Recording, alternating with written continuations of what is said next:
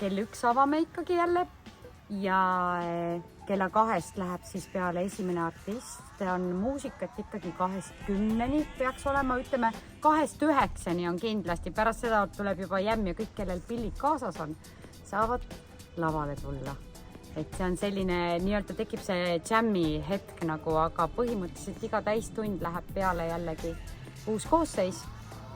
Ja kuna see aasta ma olen väga palju õpetan noori, siis on väga noorustlik see seltskond see aasta ja on ka minu õpilasi, kes on juba sellised professionaalid ja poolprofessionaalid, aga kell 4 tuleb peale All Stars bänd, selline tuuba cool, et bänd, mille keskmeks on siis nii-öelda tuuba ja sinna ümber kõik, mis toimub ja seal on küll Tanel Ruuben ja Urmas Kõisis mängib tuubat ja Tõnu Raadik mängib seal pilli ja mina laulen ja Märt Silla mängib viiulit ja seal on selline tohutu äge All Stars bänd tuleb. Ja loomulikult Pille Peterson, Nami, aga meil on erinevaid suppe seekord.